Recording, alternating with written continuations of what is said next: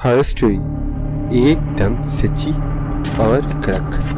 हर story देखते रहिए। हर story.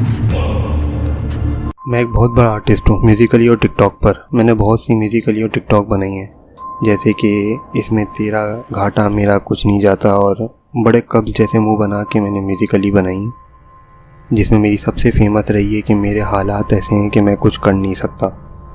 उस टाइम थे भी ऐसे हालात, खैर अभी भी ऐसी हैं। एक दिन मैं रूटीन के मुताबिक अपनी म्यूज़िकली या टिकटॉक बना रहा था कि अचानक से मैंने देखा कि मेरे मोबाइल में गड़बड़ होना शुरू हो गई।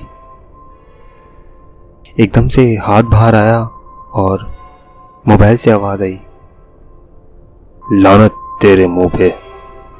मैं परेशान। मैंने कही लानते दे कौन रहा है, मैं तो ऐसी कोई चीज़ नहीं की। फिर मैंने मोबाइल की तरफ देख के बोला, कौन है वहाँ और क्या चाहते हो मुझसे? तो सामने से जवाब आया कि तुझसे बड़ा फारिगुल औकात, तुझसे बड़ा फारिग का बच्चा मैंने अपनी लाइफ में नहीं देखा। फिर उसने कहा कि लानत हो तुझ पे। लेकिन मैंने इस बात का बुरा नहीं माना। मैंने उससे बातचीत करने की कोशिश की। मैंने कहा तुमने मुझे फारिग कैसे कहा? ये तो मेरा एक डेमोक्रेटिक राइट है म्यूज़िकली और टिकटॉक बनाना। तो तुम होते कौन हो मुझे इस टाइप की बातें करने वाले? सामने से जवाब नहीं आया। जितने भी लोग हैं जो ये म्यूज़िकली और टिकटॉक बनाते हैं, आपको बहुत से लोग क्रिटिसाइज़ करते होंगे, बहुत से लोग बहुत कुछ कहते होंगे। आपने बुरा नहीं माना, मैंने भी आज तक बुरा नहीं माना। पर अफसोस इस बात का हुआ है कि इंसानों तक तो सही है, अब तो भूत भी क्रिटिसाइज़ करने लगे।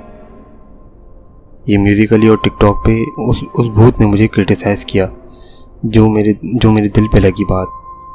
फिर मैंने थोड़े दिन का ब्रेक लिया और फिर से मैंने म्यूज़िकली और टिकटॉक बनाना शुरू की। इस बार शाहरुख की घेरुआ वाली की जो शुरुआत की जो एंट्री है वो मैंने करने की कोशिश की। धूप से निकल के सारी मैंने एक्टिंग की अपनी और मोबाइल को साइड पे रख दिया। रात में से फिर मोबाइल के अंदर से हाथ निकला और मेरे गले पे हाथ आया और मेरा गला दबाने लगा।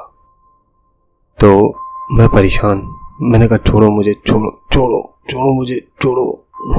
सामने से जवाब आया कि शाहरुख की एक्टिंग की बेइज्जती की तेरी।